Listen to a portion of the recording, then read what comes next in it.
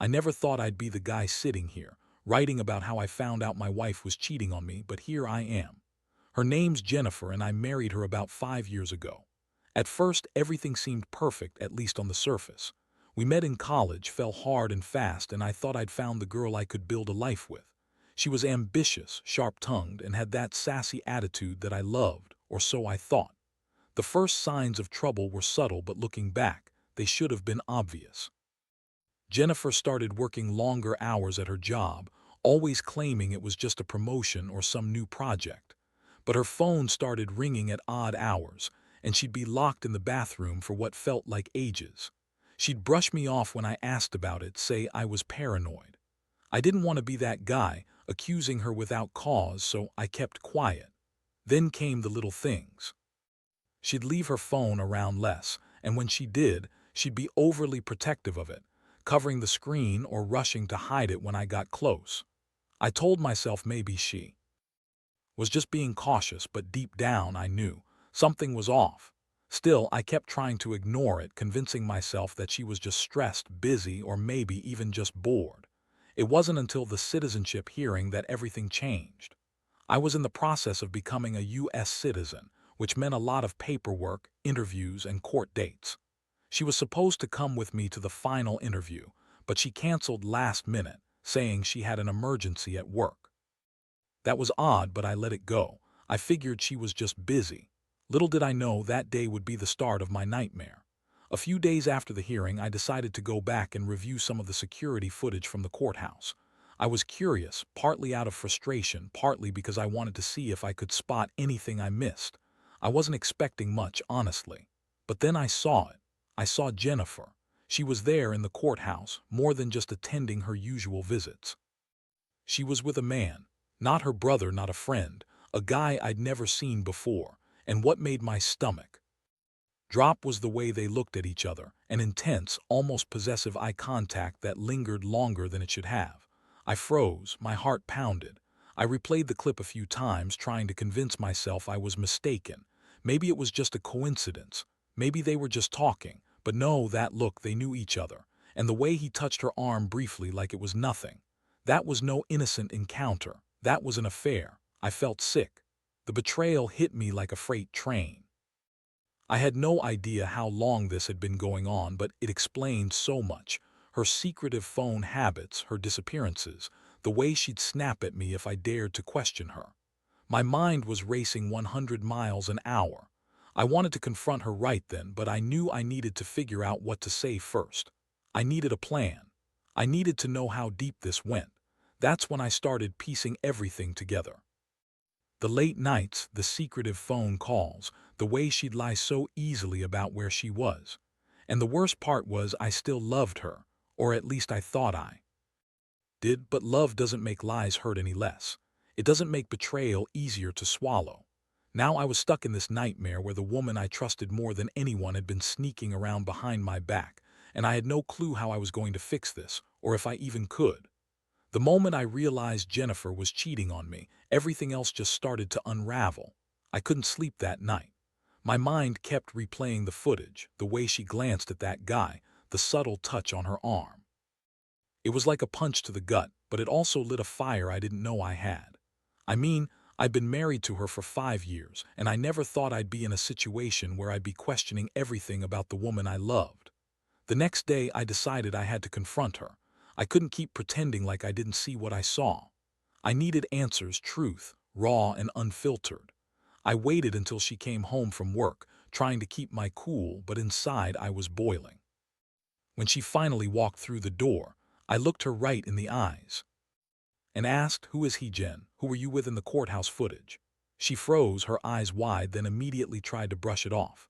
"What are you talking about? You're imagining things," she snapped, crossing her arms defensively. Her tone was sharp, almost bitchy. I could see right through her act. She was lying, fast and furious. "No, Jennifer, I saw the footage. Don't lie to me," I said, voice low but firm.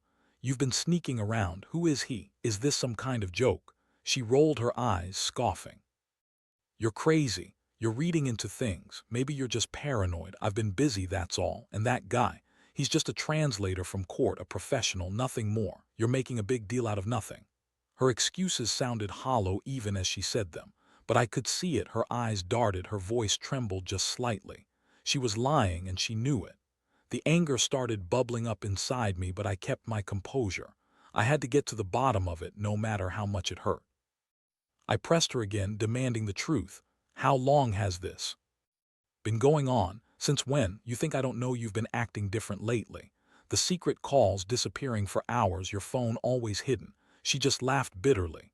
Oh, please, you're really losing it. I don't have time for your crazy accusations. Maybe you should get some help. That was it. I'd had enough. I told her I wanted to see her phone, her messages, anything that could prove her innocence. She hesitated, then refused, claiming it was private, that I was overreacting. But I wasn't about to back down. I knew the truth, and I wanted to see how deep this betrayal went. Over the next few days, I became obsessed. Every little thing she did, every word she said, I scrutinized. I installed a hidden recorder just in case. I kept questioning her, pulling at the thread of this lie she'd spun. And every time she denied it, I felt a mixture of frustration and heartbreak. It was like watching someone drown and knowing I could do nothing to save her or myself. Meanwhile, she started acting even more bitchy, snapping at me over small things, dismissing my concerns as paranoia or insecurity. She'd call me jealous or controlling, but I knew better. I wasn't jealous, I was hurt, deeply, irreparably hurt. Because the woman I loved, the woman I thought loved me back, was out there screwing around behind my back. Then one night I found a message on her phone, just a simple text that said, "Can't wait to see you again tonight. Love you." I saw it after she went to bed and I couldn't even breathe. My world crumbled in that moment. How many nights had she been sneaking off, lying to my face, pretending everything was fine? I felt betrayed, humiliated, and furious all at once. I knew I had to do something, but I didn't know what. I was stuck in this emotional hell, questioning everything I'd believed in, wondering if I was just naive or blind. It was clear my marriage was over, but I wasn't ready to accept it yet. My mind raced with ideas, confronting her again, maybe catching her in the act, or even just walking away and pretending I never saw this. That's where I was, sitting alone, staring at her phone, trying to decide my next move. The pain was overwhelming, but so was the desire for justice. I thought I'd married a woman I could trust, and now I found out she was just another bitch who used me for her own selfish needs. And the worst part, I still loved her, or at least I did until that moment. Now all I felt was a cold, burning anger that I couldn't shake. After I found that text, everything inside me shifted. It was like a switch flipped. I was furious, but also devastated. How could someone I trusted so blindly do this to me? I kept staring at her phone, trying to process everything. All those nights I'd wondered where she was, all the little lies, the secretive glances. Turns out, they were all just part of her game.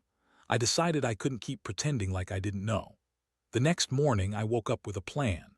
I knew I had to confront her again, but this time with more leverage, more evidence. I started going through her phone even more carefully, searching for anything that could prove her affair beyond a doubt. I didn't want to catch her in a lie. I wanted her to face the truth. I found a series of messages, photos, even voice clips. She'd been meeting him regularly by the looks of things. She was planning to see him that night, maybe even right now while I was at work. My blood boiled. The woman I married was out there, lying in bed, probably thinking she was fooling me. But I wasn't going down without a fight. That day, I came home early from work. I wanted to catch her in the act, or at least have her dead to rights. When I walked in, she was on the couch, looking at her phone like she was waiting for a prince to text her. I didn't say anything at first. I just stood there watching her, feeling the weight of every betrayal she had committed. Finally, I couldn't hold back. I pulled out her phone and showed her the evidence I had collected, screenshots of the messages, the pictures of her with him, the timestamps. Her face instantly turned pale. She stammered, tried to deny everything, said it was just a harmless flirtation, that she'd never meant for me to find out. But I wasn't buying any of it. How long has this been going on, Jen? How many nights have you been sneaking out? How many lies have you told me? Her eyes darted around, looking for an escape route.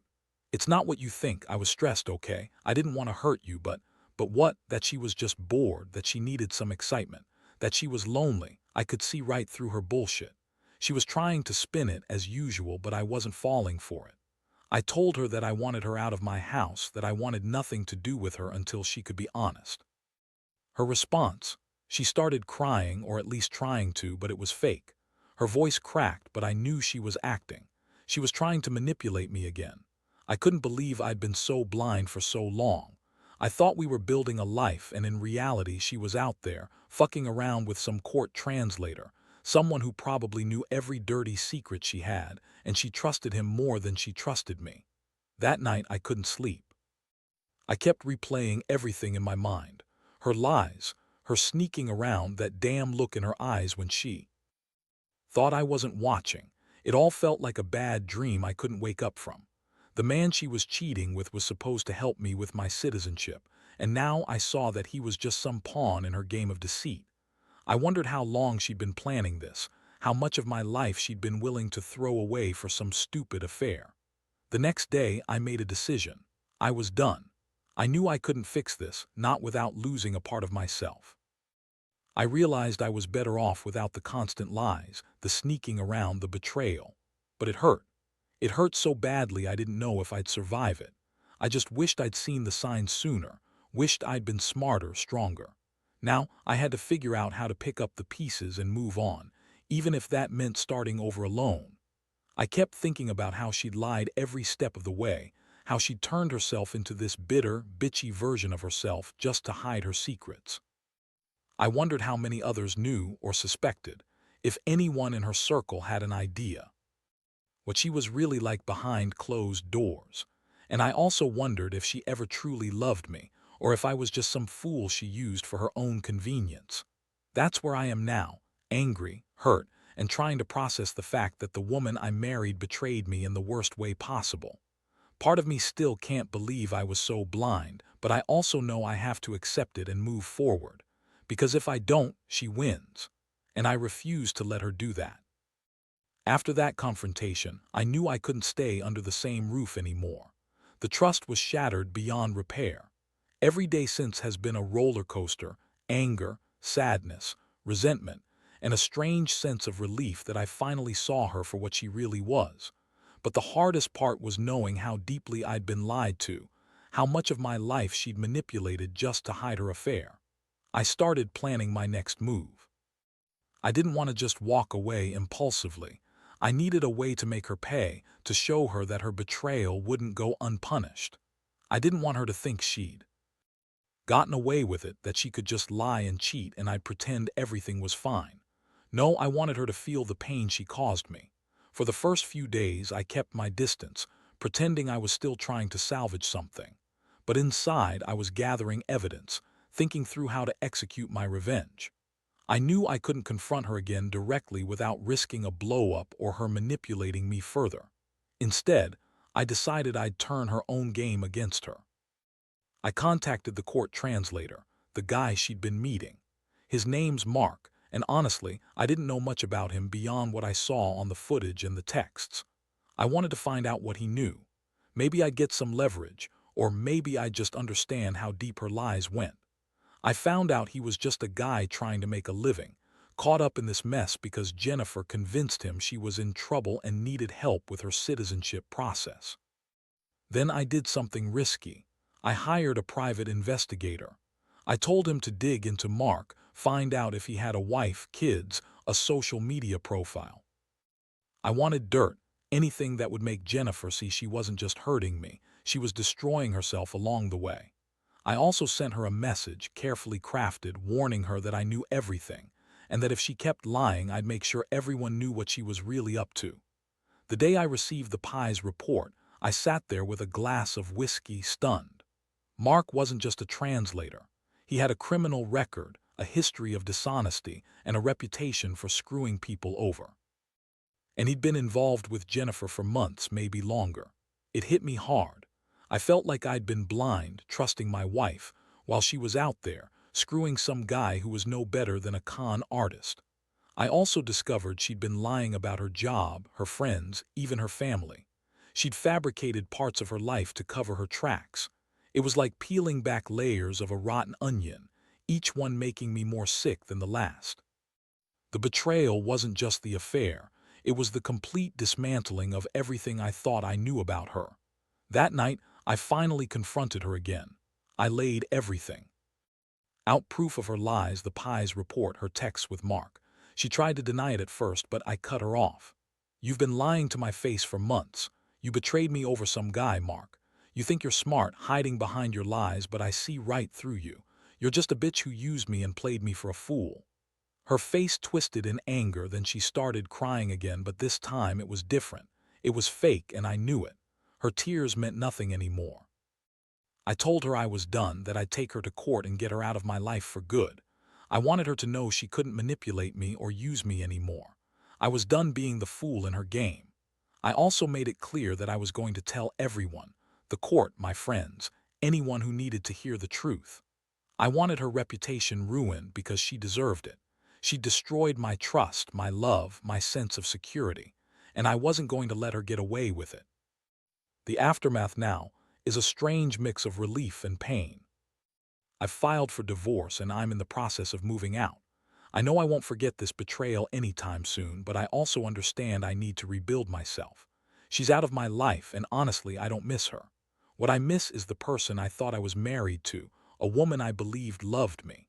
Now I see she never did. She just wanted to use me for her own selfish reasons, and I was too blind to see it until it was almost too late. The biggest lesson I've learned: never ignore the signs. Trust your instincts, because if you don't, you might just end up losing everything: your marriage, your dignity, and maybe even your own sense of self. I wish I'd seen it sooner, but now I'm just trying to move forward one day at a time. The more I reflect on everything, the more I realize how deep her deception went. I thought I knew Jennifer, thought she was the woman I married, the woman I trusted with my life. But turns out she was just a master at hiding her true self. The betrayal cut so deep it's like a permanent scar. Every time I hear her name, see her face, it brings back that hurt. But at the same time, I feel a strange sense of liberation.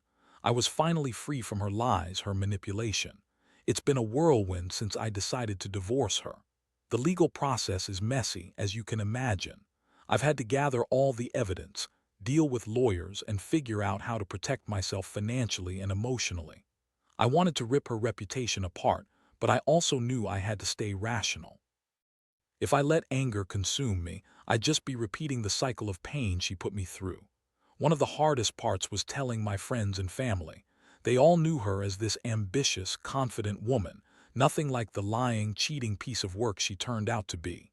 They were stunned. But once I laid everything out, some of them got angry on my behalf. Others felt betrayed for not seeing the signs earlier. Honestly, I didn't care what anyone thought. I just wanted to get out of this mess and start healing. I did a lot of soul-searching in those weeks. I kept asking myself how I could have been so blind, how I could have missed all the red flags. But I also knew I wasn't at fault here. Jennifer was the one who chose to lie, cheat, and manipulate. I was just an unlucky guy caught in her web. The biggest lesson I learned is that trust isn't given blindly, it's earned. And if someone shows you who they really are, believe them the first time. Now, I'm focusing on myself. I've started therapy to deal with the emotional fallout. I've also thrown myself into work and hobbies I'd neglected. It's not easy. I still have days when I wake up angry or sad, but I remind myself that I deserve better. I deserve honesty, respect, and someone who genuinely loves me. Jennifer was none of those things. Looking back, I realized that her obsession with secrets, her bitchy attitude when she felt cornered, and her lies all had one thing in common: a desperate attempt to hide who she really was. She thought she could get away with it, that I'd never find out. But I did. And now, I'm finally free from her grip. The most important thing for anyone out there going through something similar is to trust your instincts. Don't ignore the signs. If your gut tells you something's wrong, don't brush it off. Dig deeper, ask questions, and don't settle for half-truths. Because if you don't, you risk losing everything: your happiness, your dignity, and your peace of mind. I wish I'd known this sooner, but better late than never. Now, I just want to heal, move on, and find someone who truly deserves my trust. Now that I've come to the other side of this mess, I can honestly say I've learned more about myself than I ever thought I would.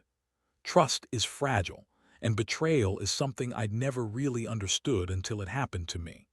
It's like your world suddenly tilts off its axis, and everything you thought was solid turns out to be just an illusion. But in the end, I realized that the betrayal wasn't just about her cheating. It was about me losing faith in the idea that I could spot the signs early enough, that I could protect what was mine. I've started rebuilding my life from scratch piece by piece. The pain still lingers, but it's less sharp now. I've come to accept that sometimes people are who they pretend to be, no matter how much you want to believe in them.